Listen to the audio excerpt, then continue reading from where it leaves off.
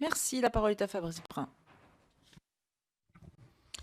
Merci Madame la Présidente. Après la téléphonie mobile et la téléphonie fixe, Monsieur le Ministre, est-ce que vous trouvez normal de devoir passer par son député pour obtenir le rétablissement du téléphone? Et moi, j'en ai assez que ma permanence parlementaire serve de service après-vente des opérateurs. Et nombreux sont les maires, les usagers, qui nous alertent sur la mauvaise qualité du réseau fixe. Chez moi, ça prend une acuité toute particulière sur la montagnard des Choises.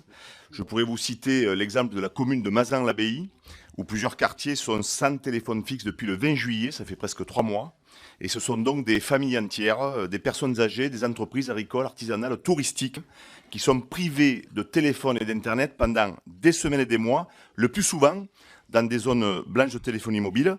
Alors c'est d'abord une atteinte à l'attractivité économique de ces territoires, mais c'est surtout une mise en danger de la vie d'autrui dans des hameaux isolés, et c'est vrai dans l'Ardèche comme dans le Cantal par exemple.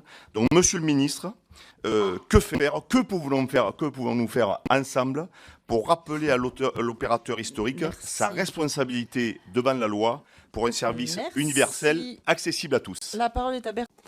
Monsieur le député Brun, moi je partage, enfin, je veux dire, et comme vous le dites, c'est parce que là vous parlez d'un point très précis, hein, c'est bien beau quand je viens vous voir en vous disant je me bats comme un diable pour aller apporter le téléphone portable, je me bats comme un diable quand je vous dis qu'on va mettre du très haut débit, il y en a certaines personnes qui me disent mais attendez, moi je veux juste le téléphone fixe, hein, c'est déjà...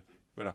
Et vous avez raison. Et alors aujourd'hui, comme vous l'avez très justement dit, en fait, il y a un service universel avec un appel d'offres qui est passé, avec un grand opérateur qui adore la couleur orange, qui en a été attributaire.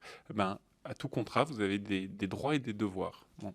Et donc, vous pouvez compter sur notre détermination pour faire en sorte que ces cas de figure ne se produisent plus comme c'est le cas aujourd'hui. Et je sais typiquement dans votre territoire que parce qu'il y a eu un orage pendant plus d'un mois, il n'y a pas eu le rétablissement des lignes de téléphone. C'est pas acceptable, tout simplement. Et là, c'est faire appliquer ce pourquoi on passe des contrats et on finance des opérateurs. Donc, comptez sur ma détermination et celle de Jacques pour le faire. Monsieur le député.